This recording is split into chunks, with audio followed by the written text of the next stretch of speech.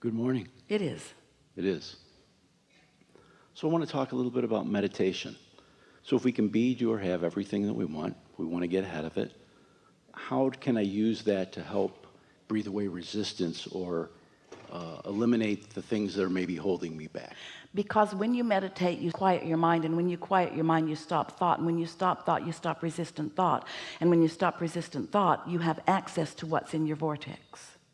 So how can I carry that on through the day and not just for that 15 minutes? Well, maybe you can't, but you don't worry about that, because that is resistant thought. Next.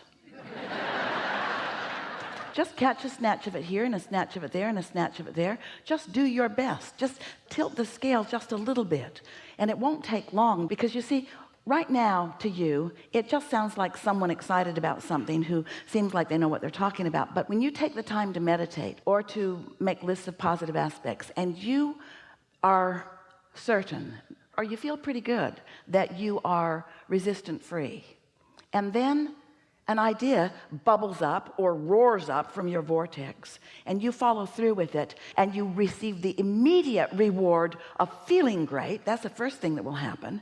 A moment of clarity, or a moment of insight, or a moment of euphoria, or a moment of interest. Doesn't matter what label you give it, it feels really good to you.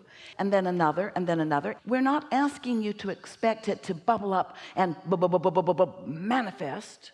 We're asking you to allow it to bubble up and feel it, and acknowledge that you feel it, and milk it as long as you can, and see what else it turns to before your practical mind gets involved and you start introducing resistance into the equation. That's the game you want to play. How long can I go resistant free? But even when you play that game, now you make it resistant right from the get-go, because you're trying to be perfect. You don't have to be perfect. You don't have to only think pure positive thoughts. Your contrast served you. That's how all the ingredients got into your vortex, and your inner being knows what that all adds up to, the lifetimes of glorious experience that adds up to. We called this gathering for a while the science of deliberate creation, but you were too heavy on the thinking part. And then we began calling it the art of allowing, the art of receiving, the art of every now and again getting into the receiving mode, so that you can receive an impulse about something.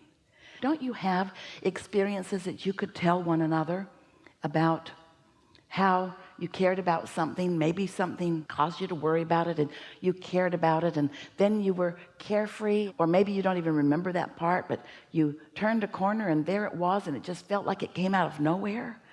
And we want you to know that things are ready to come out of what you think is nowhere all the time. Great ideas are ready to come out of what you want to call nowhere, because they're not coming out of the tangible piles that you've been gathering.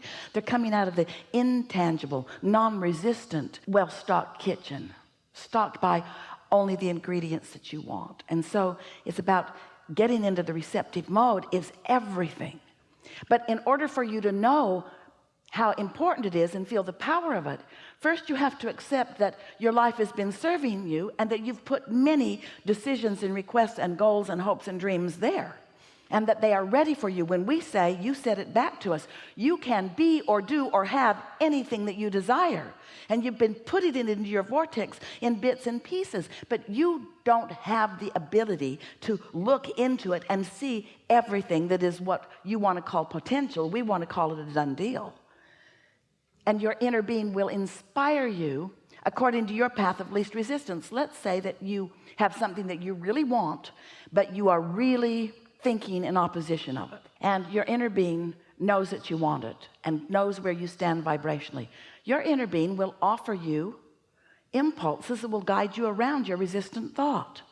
You did that with your children when they were little. Do you remember? When you knew that there was that thing that they always wanted to do in that store, do you remember you never took them down that aisle?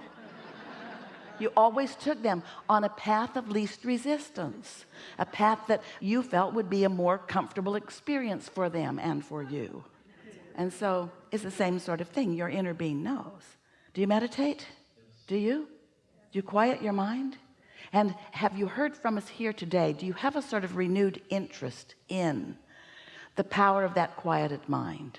We'll talk more about meditation if you want to. Do you want to? What do you want? I do. So, quieting the mind, sometimes thoughts come to me, things like. Well, here's the thing.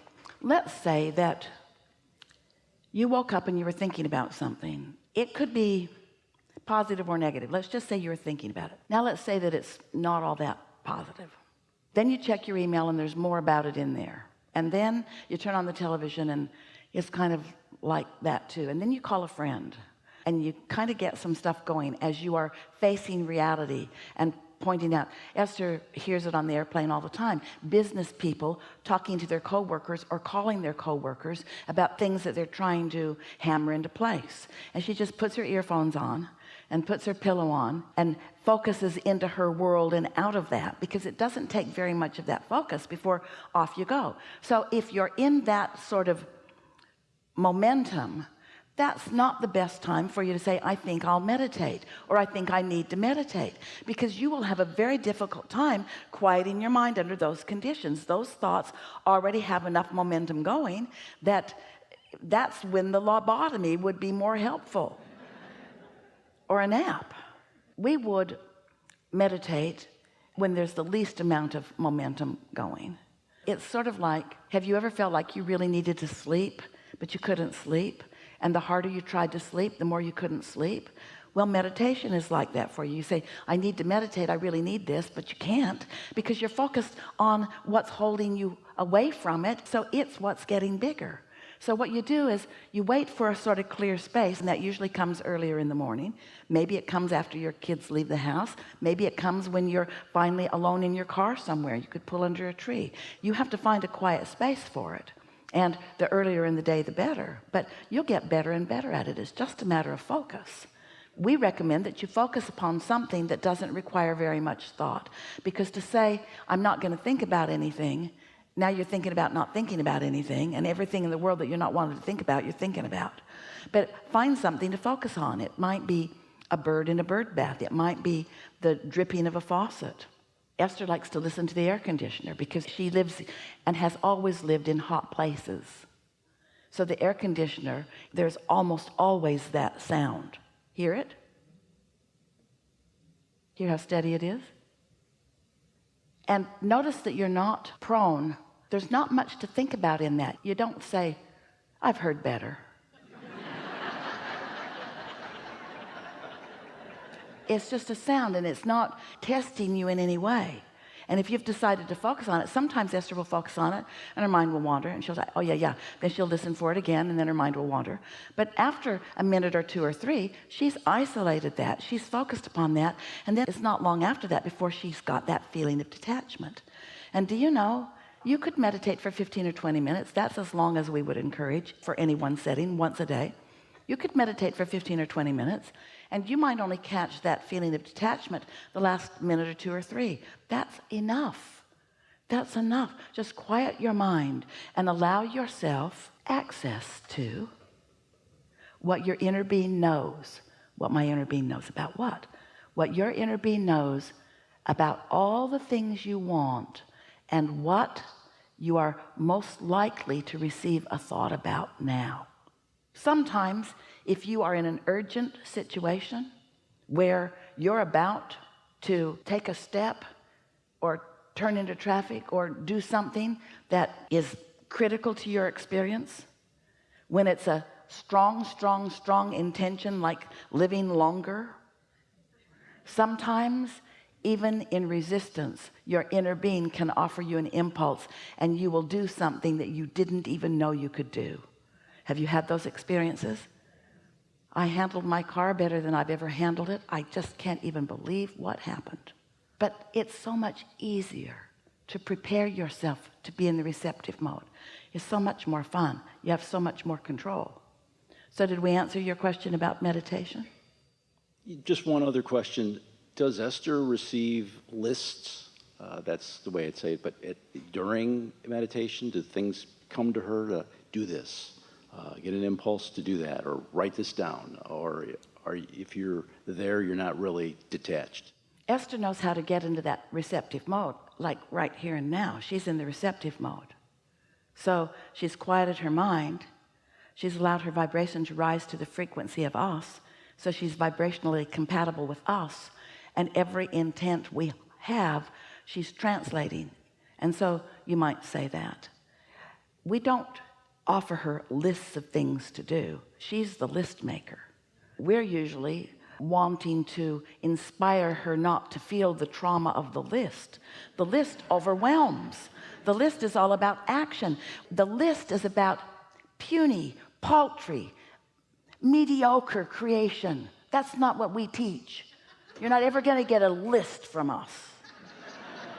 What you will get from us is a feeling of invincibility. What you'll get from us is an idea that just feels good. What you'll get from us is a feeling of empowerment.